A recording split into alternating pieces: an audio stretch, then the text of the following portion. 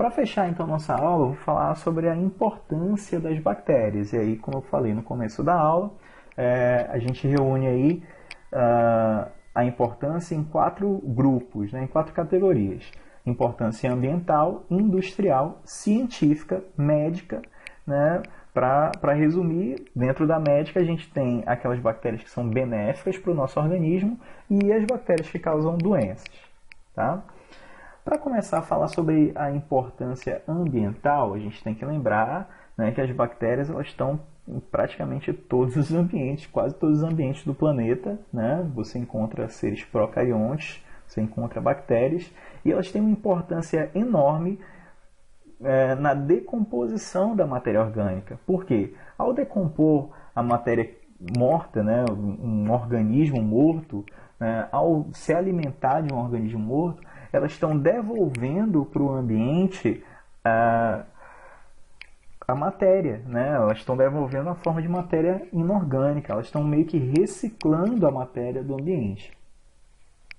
Uma outra importância, né, enorme, né, que elas têm é na fixação não só do nitrogênio, né, mas de outros compostos. Né? Elas são seres que permitem a entrada, né, de substâncias químicas, de elementos químicos muito importantes, né, para os demais seres vivos. E o nitrogênio é o melhor exemplo disso. E aí nessa figura do meio, você observa que você observa o ciclo, né, do nitrogênio. Né? O ciclo do nitrogênio começa aqui com a chamada fixação biológica. Essa fixação biológica ela consiste na transformação do nitrogênio atmosférico, que é o N2, tá? Em amônia. Então, essa bactéria aqui, né, essa cianobactéria, ela é capaz de fazer essa fixação biológica. Tá? Beleza. Além disso, você tem bactéria... detalhe, né? Essa cianobactéria nostoc aqui, ela está presente livremente no solo, tá? Mas é importante a gente lembrar que algumas plantas chamadas de leguminosas, elas têm nas suas raízes bactérias simbiontes, né? Bactérias que estão ali fazendo uma relação harmônica com elas. E nessas plantas também está ocorrendo a fixação biológica graças à ação dessas bactérias simbiontes, né, do gênero Rhizobium. Então essas bactérias elas também vão transformar o nitrogênio atmosférico em amônia. Daí a amônia ela pode ser transformada por um outro grupo de bactérias, tá? Que está aí, né, representado nessa figura, né, de nitrosomonas. Essas nitrosomonas vão transformar a amônia, tá, em nitrito, né, num processo de quimiossíntese, que eu acho que até mostrei, né, na figura, né, no slide anterior. Então, essas bactérias vão transformar a amônia em nitrito pela quimiossíntese. Só que a amônia ela pode surgir da decomposição de outras bactérias. Né? Outras bactérias estão ali no solo fazendo decomposição da matéria orgânica e eventualmente estão produzindo amônia. A partir daí o nitrito, né, que foi produzido ali pelas nitrosomonas, ele pode ser usado por um outro grupo de bactérias, está aí também representado, né, Nitrobacter, e esse nitrito vai ser transformado em nitrato, tá? Pela bactéria Nitrobacter. E esse nitrato e esse nitrito podem ser absorvidos por outras plantas, né? Por outros seres vivos que estão presentes ali no solo, representando, né, a introdução, né, basicamente do nitrogênio nas cadeias alimentares. Então vários seres vivos podem aproveitar esses compostos aí que foram produzidos pelas bactérias que estão presentes ali no solo. Perfeito. Por último, esse nitrato, né, ele pode ser transformado de volta em nitrogênio atmosférico, em nitrogênio N2, né, pelas pseudomonas denitrificans, né, essa espécie de bactéria que pode devolver o nitrogênio para a atmosfera, fechando assim o ciclo do nitrogênio. Só para você ter uma ideia, né, da importância enorme, né, que essas bactérias têm, né, para o planeta. O nitrogênio ele é uma das matérias-primas que a gente precisa, né, para produzir várias substâncias orgânicas, como DNA, RNA, né, nucleotídeos, algumas vitaminas, alguns lipídios e também proteínas, né? Então você tem várias moléculas que levam aí o nitrogênio na sua composição. E se não fossem essas bactérias, a gente não teria essa matéria-prima. E por último, né, você tem aí a fotossíntese, né, como exemplo, né, de importância ambiental. 70%, né, do oxigênio atmosférico, pessoal, vem da ação de organismos fotossintetizantes presentes nos oceanos. Esses organismos fotossintetizantes, eles são constituídos por algas, tá? E por cianobactérias, que vão constituir o fitoplâncton. Então, cianobactérias contribuem muito, né, para a composição da atmosfera, né, do nosso planeta, para compor o oxigênio, né, da atmosfera do nosso planeta. Outro exemplo de importância ambiental é que elas podem auxiliar na digestão, né, de outros seres, por exemplo, os ruminantes. Né, eles têm vários micro-organismos no seu sistema digestório, e esses micro-organismos podem digerir celulose, podem digerir amido e podem produzir metano, né? E aí eu coloquei aí, né, os exemplos de micro-organismos que são capazes de fazer, né, essas reações. Outro exemplo é a produção de matéria orgânica em ambientes que não têm luz. Como eu falei, né, existem bactérias que fazem quimiossíntese. E essas bactérias, elas estão ocupando locais onde a luz solar simplesmente não chega.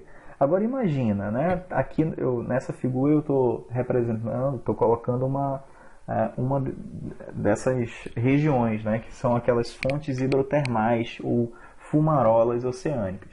Nessas fontes hidrotermais, você tem, né, lá no fundo do oceano, você tem regiões em que os gases produzidos ali embaixo da crosta terrestre, eles acabam escapando, né, por essas chaminés aí gigantescas, levando gases ricos em compostos, né, em substâncias químicas, que ao redor, né, acabam sendo aproveitados por micro-organismos ao redor, né, dessas fumarolas oceânicas. E aí esses micro-organismos, essas bactérias, vão fazer quimiossíntese, vão pegar a energia da quebra dessas substâncias aí para produzir matéria orgânica. O interessante é que nessas regiões, como não tem fotossíntese, né, é a quimiossíntese que está garantindo a produção de matéria orgânica, né, e consequentemente está meio que sustentando todo aquele ecossistema ali embaixo. Então você tem na quimiossíntese a base, né, de sustentação daquele ecossistema.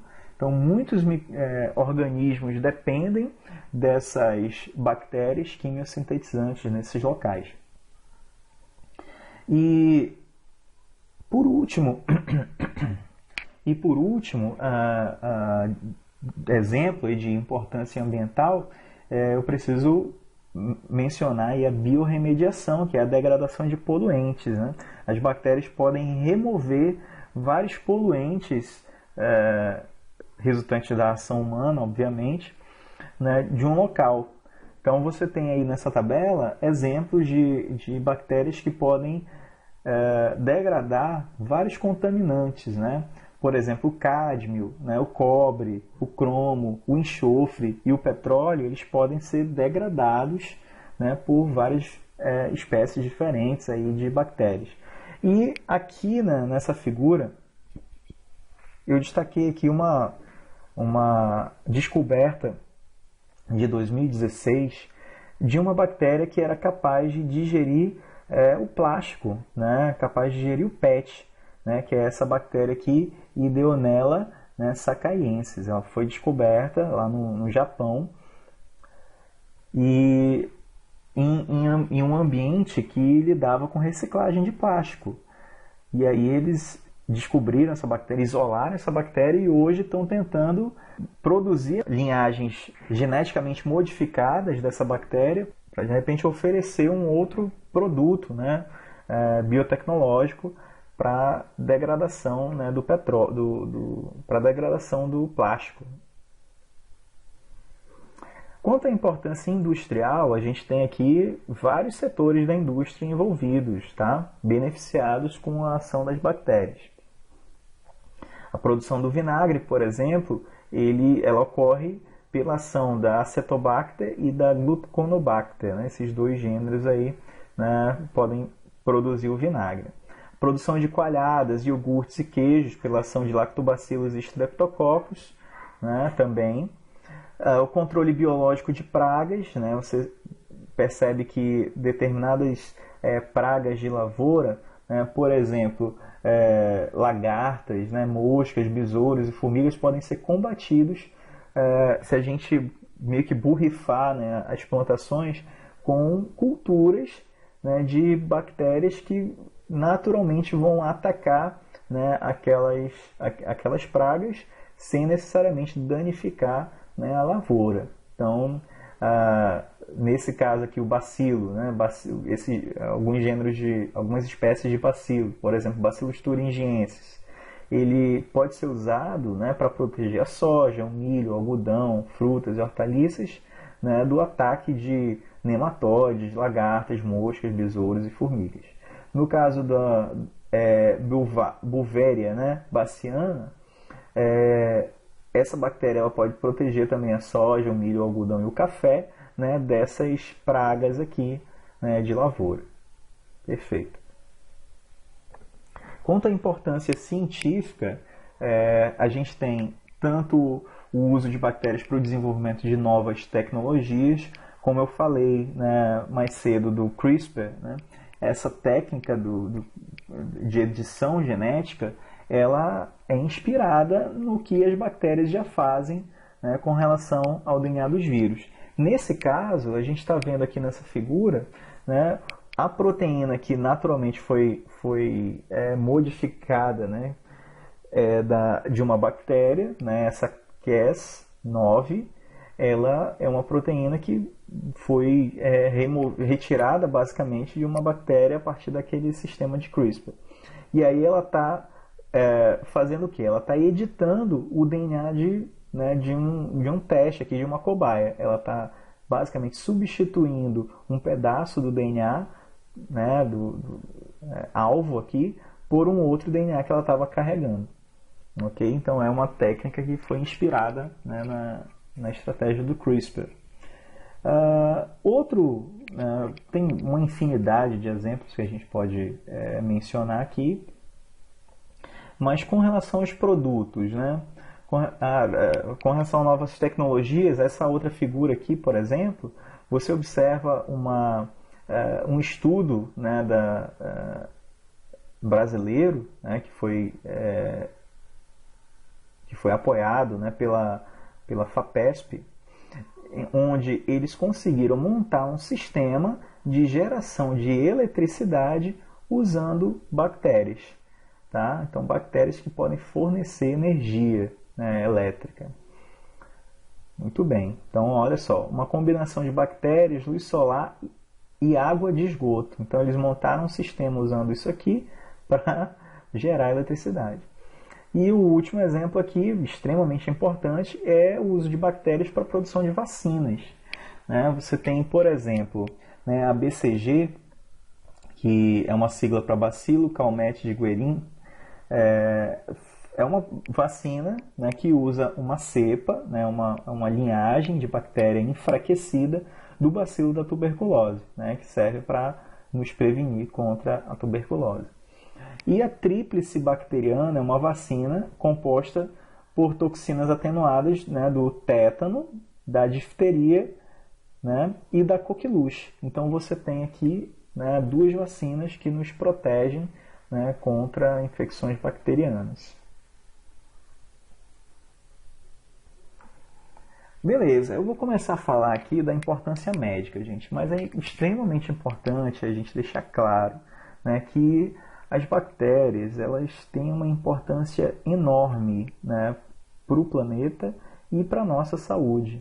Né? Elas não são nossas inimigas, né? A maioria das bactérias, na verdade, são nossas amigas e a gente depende bastante, inclusive, delas, né, durante o nosso desenvolvimento, né, para garantir certas reações importantes, né, do nosso corpo, reações químicas importantes do nosso corpo, para garantir um desenvolvimento embrionário correto, inclusive, né, tem várias evidências que apontam nesse sentido, para estabelecer um sistema imunológico bem armado, né, contra infecções. Então você tem uma série de implicações ali positivas, né, para as bactérias no nosso corpo.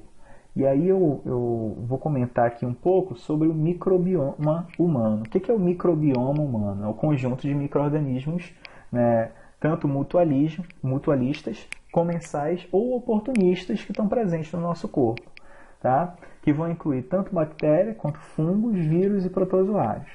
E aí nessa figura é interessante porque é uma marca de uma mão, né, e você observa vários pontos aí, né, que representam várias colônias, né, de micro-organismos que cresceram nessa placa aí de Petri.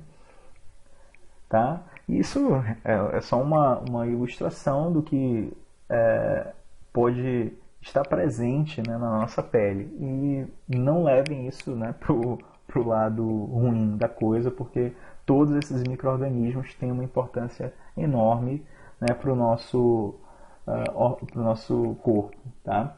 Então, só para vocês terem uma ideia, né, no homem, né, de 70 quilos, que é formado, né, por 7 vezes 10 a 13 células,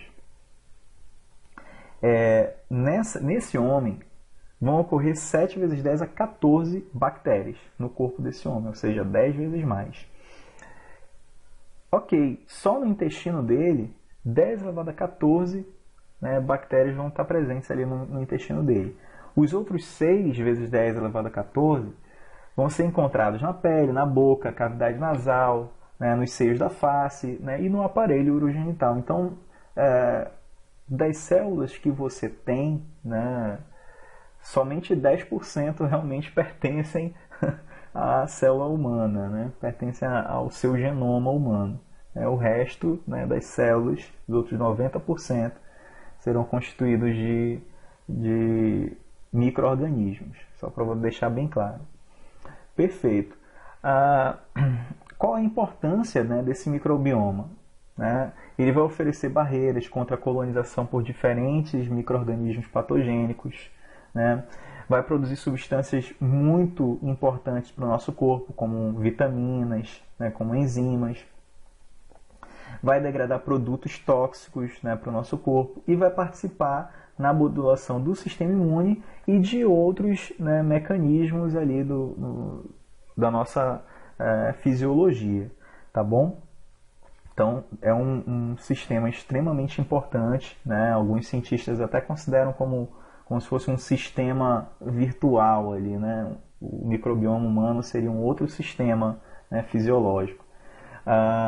Ele vai sofrer influência, né, do ambiente, obviamente, né, da nossa alimentação, do uso de medicamentos, né, de doenças, enfim, de uma série de situações. Só que tem aqueles micro-organismos, né, que, infelizmente, né, causam uma série de problemas, né, para a gente. Então, eu vou pontuar agora aquelas bactérias que causam doenças, né, no nosso corpo. Eu vou começar com as bactérias que causam infecções sexualmente transmissíveis. A primeira é a Haemophilus ducreyi, né, que é causadora do cancro mole, né, e os sintomas são lesões dolorosas na genitália, né, com período de incubação de 5 a 15 dias. Você observa aí, né, a figura do microscópio, né, dessa bactéria. A segunda é a Neisseria gonorrhea, né, que é a causadora da gonorreia, né, da doença gonorreia. E os sintomas são ardência, né, ardor ao urinar, secreção uretral de cor amarelada. Né, nas mulheres pode evoluir, né, a gonorreia para uma complicação chamada doença inflamatória pélvica, que pode inclusive comprometer as tubas uterinas, levando até a esterilidade. Né? Muito bem. O próximo exemplo é a Chlamydia trachomatis, né, que é a causadora do linfogranuloma venéreo. Tá aqui uma ilustração aqui da clamídia. Os sintomas são pequenas bolhas ou feridas nos órgãos genitais, febre, dores no corpo, indisposição, perda de apetite, emagrecimento e suor noturno, né? A próxima é o treponema pálido, né, que é a causadora da sífilis, né, uma doença que já causou muitos problemas, né, na nossa sociedade. Ela leva em torno de 20 dias, né, para começar a gerar os sintomas, tá? Que geralmente envolve uma lesão endurecida e pouco dolorosa, também conhecida como cancro duro, né, nos órgãos genitais, né, mas depois começam a aparecer lesões escamosas na pele, né, na mucosa, febre, dores de cabeça no corpo, indisposição. Pode afetar o sistema nervoso, né, causando problemas mentais, dificuldade na coordenação motora e até cegueira. Então, pode evoluir para quadros bem mais sérios.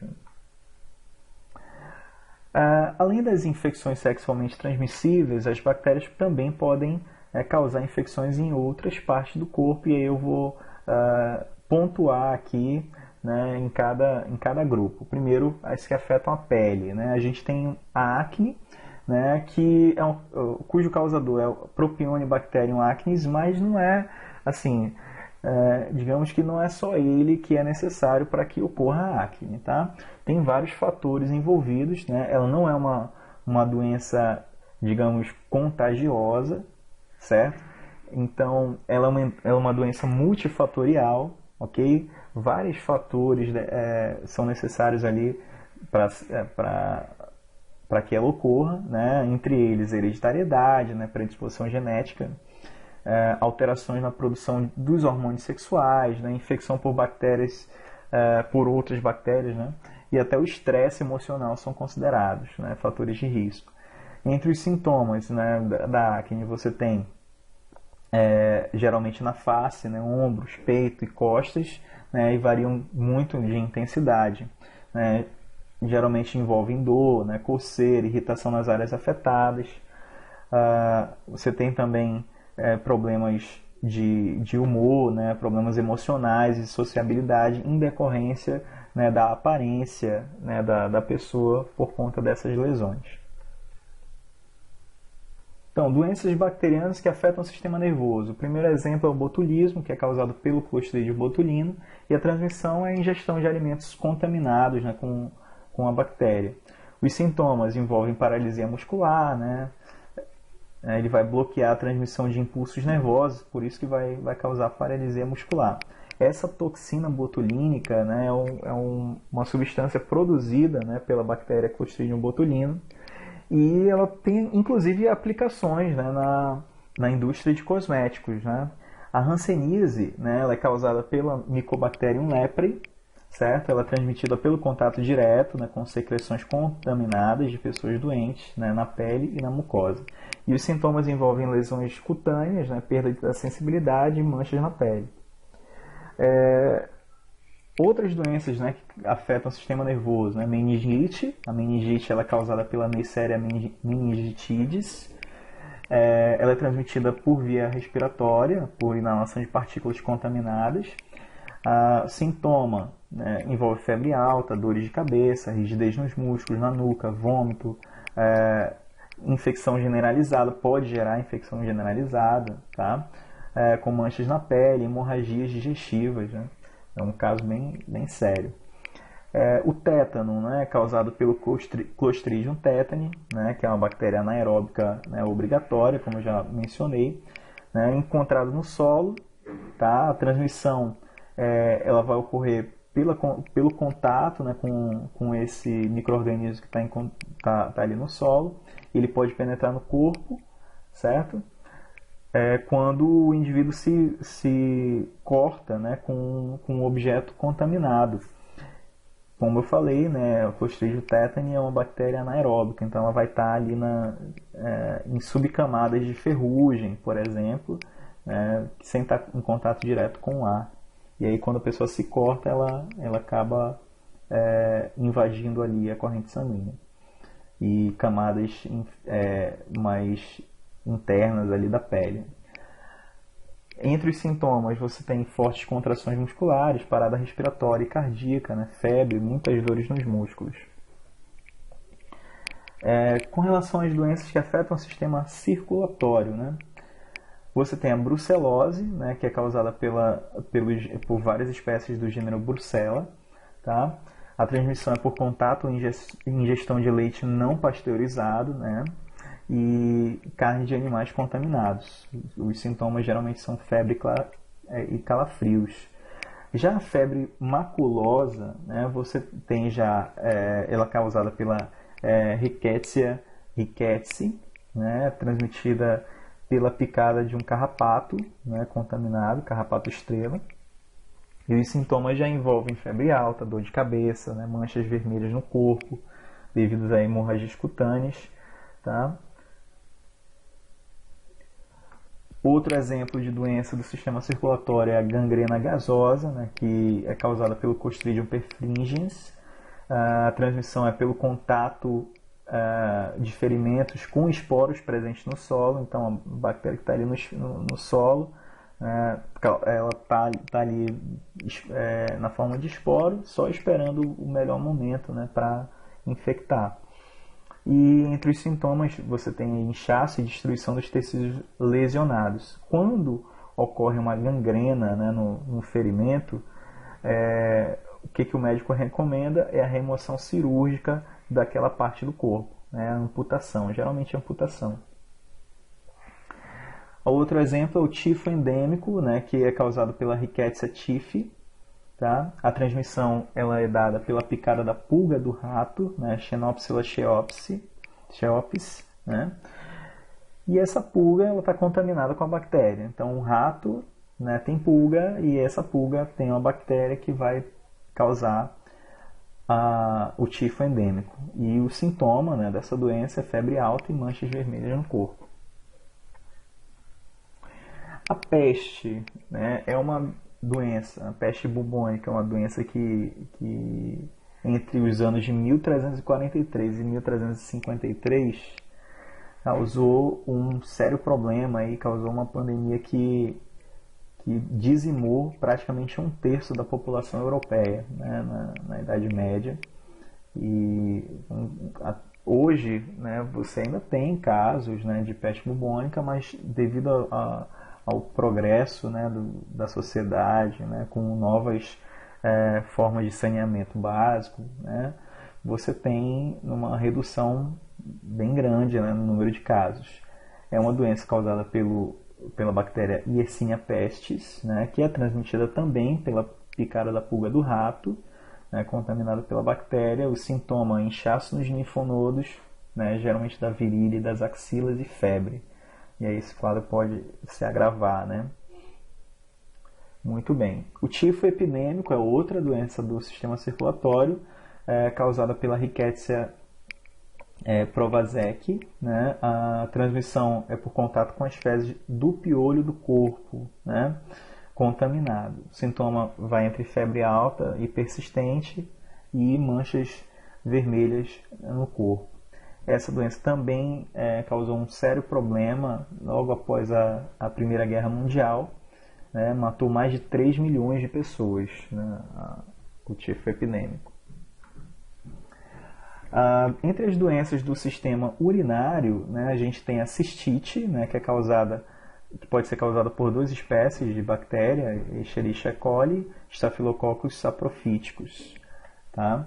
O sintoma é inflamação da bexiga mesmo, tá? E a transmissão vai ser do contato da uretra com bactérias presentes nas aberturas do sistema urinário, geralmente por falta de higiene, né, descuido com a higiene pessoal. E a leptospirose também é outro exemplo, né, causada pela Leptospirose interrogans, transmitida por água e alimentos e objetos contaminados por ratos, né, camundongos, etc. Entre os sintomas você tem febre alta, dor de cabeça, dores musculares, náusea, vômito, né, e várias complicações aí. Entre as doenças do sistema digestório, né, a primeira que a gente precisa comentar é a cárie dentária, que é causada por uma bactéria que é comum da cavidade bucal, né, Streptococcus mutans, mas se a pessoa não tiver os devidos cuidados, ela pode acabar deteriorando os tecidos do dente, né, e aí acaba gerando lesões, né, mais graves. A cólera é outra doença, né, do sistema digestório, né, causada pelo Vibrio cholerae, o vibrião colérico. A transmissão ocorre por ingestão de água e alimentos contaminados por essa bactéria. O sintoma geralmente é uma diarreia muito forte, né, às vezes aquosa e esbranquiçada, sem muco, né, ou sangue, cólicas abdominais fortes, né, dores no corpo, náusea, vômito. E a OMS, né, a Organização Mundial da Saúde, ela estima que entre 28 a 142 mil pessoas morram por causa dessa doença todos os anos por conta da falta de saneamento básico, né, e de condições básicas de saúde. Outras doenças do sistema digestório, né, disenteria bacteriana, né, causada pela Shigella, por espécies do gênero Shigella. A transmissão ela vai ocorrer pela ingestão de água ou alimentos contaminados por fezes de pessoas infectadas, tá? E os sintomas envolvem a destruição da camada do intestino grosso, né, diarreia severa e febre. Já a febre tifoide, ela já é causada pela Salmonella typhi, né?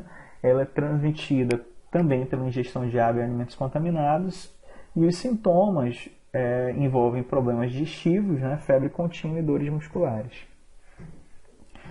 Outras doenças do sistema digestório, né, gastroenterite, né, que é causada pelas linhagens patogênicas de Escherichia coli, tá? O sintoma é basicamente diarreia aquosa e a transmissão é pela ingestão de água ou alimentos contaminados. A salmonela, várias espécies do gênero Salmonella causam salmonelose, né, que é outra doença do sistema digestório. A transmissão também é pela ingestão de produtos de origem animal contaminados, né, ingestão de alimentos contaminados. Sintoma: febre moderada, dores abdominais, cólicas e diarreia. Perceba que essas doenças do sistema digestório geralmente são transmitidas pela ingestão de alimentos contaminados, ou seja, se você não tiver cuidado, né, com o tratamento, né, com o preparo, né, do alimento, você corre o risco de ter uma infecção bacteriana. Já as doenças do sistema respiratório, né, elas são causadas, né, aí você tem aí a difteria, né, a coqueluche e o antrax. A difteria ela é causada pelo Corynebacterium diphtheriae. A transmissão é pela inalação de gotículas eliminadas no nariz, no ar, né, pelo nariz e pela boca de pessoas contaminadas. E isso, né, essa forma de transmissão ela é comum para as três doenças, né, que você está observando. Já a coqueluche ela é causada pela Bordetella pertussis, tá? O sintoma da coqueluche é febre, coriza, surtos de tosse seca, vômito, né, hemorragia cerebral, até diferente da difteria, que envolve inflamação nas cavidades nasais, faringe, laringe, pregas vocais. Muito bem. Já o antrax ele é causado pelo Bacillus anthracis, né? A transmissão também é a inalação de gotículos ali contendo o micro-organismo. E o sintoma ele varia bastante, né? Começa com uma febre alta, dificuldade para respirar, dores no peito e pode evoluir para uma infecção generalizada, né? Que a gente chama de sepse ou septicemia. Outras doenças do sistema respiratório, né? A tuberculose, né? E a pneumonia bacteriana. A tuberculose é causada pelo Mycobacterium tuberculosis, né? A transmissão é pela inalação de gotículas espalhadas, né? Pela fala de pessoas contaminadas. Sintoma envolve tosse, né? Falta de apetite, emagrecimento, dor no tórax, né? Febre e fadiga. A tuberculose ela é responsável por ter matado mais de 1 bilhão de pessoas, né? Ela só passou a ser tratada, né, depois da descoberta do antibiótico penicilina lá em 1928, para você ter uma noção, né, da importância que tem, né, a descoberta dos antibióticos no combate a essas doenças, né? A pneumonia bacteriana ela é causada pelo Streptococcus pneumoniae, né? A transmissão ocorre pela inalação de bactérias presentes em secreções, tá? Respiratórias. E os sintomas envolvem febre alta, tosse, dor no tórax também, tá? Alterações na pressão arterial, confusão mental, mal-estar, uma série de outras complicações. Muito bem, e essas doenças elas são combatidas usando, né, vários medicamentos, que são chamadas drogas antimicrobianas. Algumas dessas drogas são sintéticas, né, são produzidas em laboratório, outras são adquiridas por testes feitos com fungos. A gente sabe que os fungos produzem substâncias que impedem, né, o crescimento das bactérias. Né? É um processo, é uma relação, na verdade, ecológica, conhecida como antibiose, em que um ser vivo está produzindo uma substância que impede o crescimento, né, que atrapalha, né, que prejudica a sobrevivência de uma outra espécie. Então essa relação ecológica chamada antibiose, ela é baseada na produção de substâncias químicas chamadas antibióticos. Então esse termo antibiótico ele se refere a uma substância que é produzida naturalmente por um micro-organismo, por um fungo, tá? Para combater a bactéria. Então, o termo mais correto, né, para a gente usar para se referir a medicamentos que combatem infecções bacterianas é droga antimicrobiana. E quais são as estratégias, né, que essas drogas antimicrobianas utilizam para destruir as bactérias? Então, eu elenquei aí, eu destaquei 6 estratégias. As drogas antimicrobianas podem afetar a síntese da parede celular, podem afetar a estrutura da membrana plasmática, podem afetar a síntese de DNA, a síntese de RNA, de proteínas e o metabolismo do ácido fólico. Por que o metabolismo do ácido fólico está em questão aqui, né? Está em destaque? Porque basicamente o ácido fólico ele é utilizado para produzir vários aminoácidos e vários nucleotídeos da bactéria.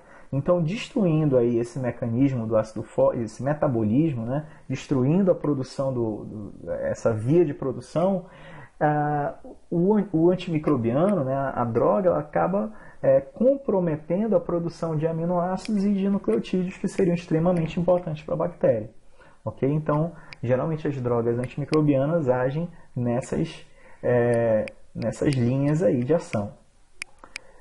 Beleza, só que a gente tem que lembrar que as bactérias elas estão numa luta eterna, né, evolutiva.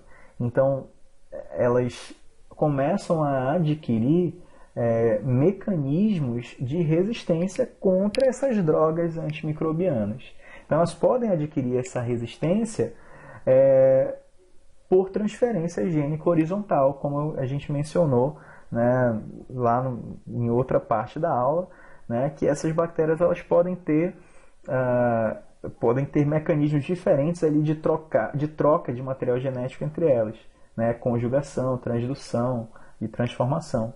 E nessa transferência gênica, uma bactéria pode transferir, né, ela pode adquirir um gene envolvido, né, na resistência a um antimicrobiano. Essa resistência, esse gene, ele pode conferir 7 possíveis características ali. Né? Então, quais são os mecanismos de resistência, né, que um gene pode conferir, né, para a bactéria? Ele pode dar para a bactéria, por exemplo, a capacidade dela produzir uma enzima que vai inativar, né, o remédio, ou vai alterar o remédio. Pode também fazer surgir na bactéria ali uma via alternativa para a enzima que está sendo inibida. Né? Aquela droga ela vai afetar uma determinada proteína, uma determinada enzima. Aí o que vai acontecer? O gene ele pode fornecer uma alternativa para né, para a produção daquela enzima que passe despercebido da droga. Pode também gerar uma mutação no alvo, né, do agente microbiano, pode modificar literalmente, né, o gene, né, do alvo, né, da droga. Pode modificar depois da transcrição ou da tradução, né? O gene vai ser usado ali para fazer RNA e proteína, mas esse gene pode sofrer uma modificação e acabar reduzindo a ligação da droga, né, naquele gene. Então, você observa, né, que a resistência ela usa também várias estratégias, né? Não é só a droga que vai usar várias estratégias. Então, em resposta, as bactérias acabam desenvolvendo, né, várias estratégias aí. Outra forma de resistência é a absorção reduzida, né, do agente antimicrobiano. Então, a bactéria reduz a entrada daquela droga, né, dentro da célula. Outra estratégia é o bombeamento ativo das drogas para fora da célula. Ela literalmente bombeia, né, para fora da célula, né, aquela droga. É chamada bomba de efluxo. E por último, a superprodução do alvo, né? Ela acaba produzindo mais moléculas daquele alvo para ela não sentir o efeito da droga. A droga vai atacar ali 50 moléculas, mas ela está produzindo 500, entendeu? Então é basicamente assim a estratégia. Muito bem, pessoal. Espero que vocês tenham gostado aí da aula, tá? E fique aí, né, para a próxima.